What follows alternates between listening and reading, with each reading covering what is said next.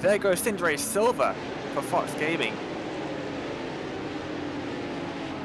Very Silva in 20th position, of course. He was very fast in those GP cars. A bit of a lockout from the car in front of him, of course. With these Porsche Cup cars, it is easy to kind of overcook your brakes if you're not careful with how hard you apply them. And this is them making their way over the bridge. Of course, this is a blind section. They go up the uphill of the bridge, and the apex comes to them, very, very much later on.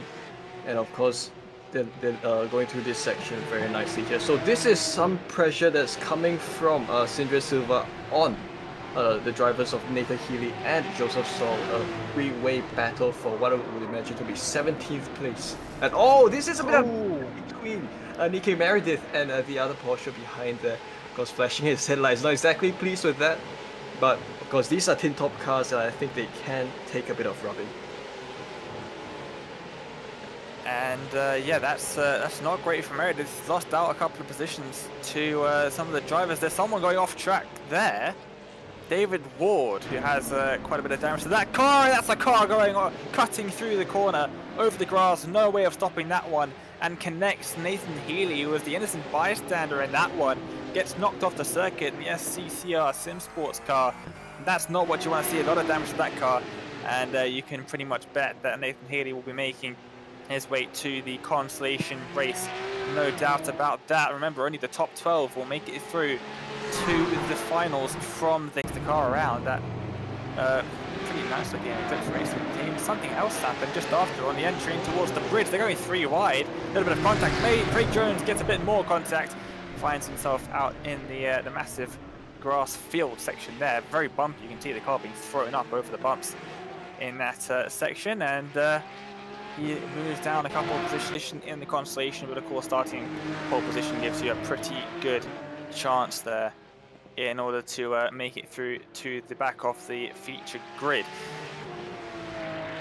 And here we see Healy for SCCR SimSports, not having the best of times out there. Pretty damaged front of the car. Luckily, be able to get that repaired for the constellation race, which will be coming up in, I would say, around about 20 minutes or so.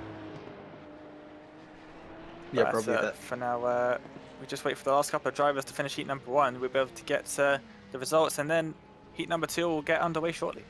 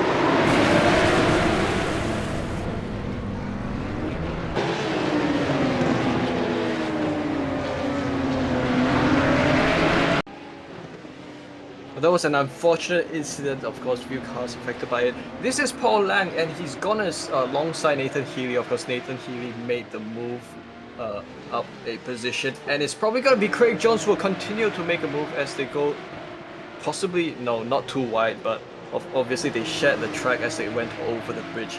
And Craig Jones makes the move ahead of Paul Lang and goes up to 13th position. So of course there is no, the threshold is not at 12th position at this point. It's going to be up at P6. So the battle might be a little less intense at this point, but it doesn't seem so.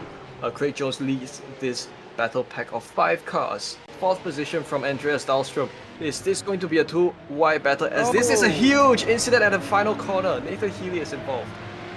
Oh, and a bit of secondary contact there as well. That's a tough one to get going again because you're stuck in the wall. The track's quite narrow and cars are coming through it a hell of a pace. Now let's see what happens here. To drive on the 287, someone spins in front.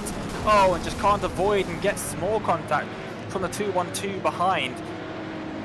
Oh, and narrowly avoided by the cars coming through a bit further on. A little bit of secondary contact there, and it looks like, and that is very unfortunate stuff there. Macaulay in 15th in the 215, catching up to Stringer, I believe.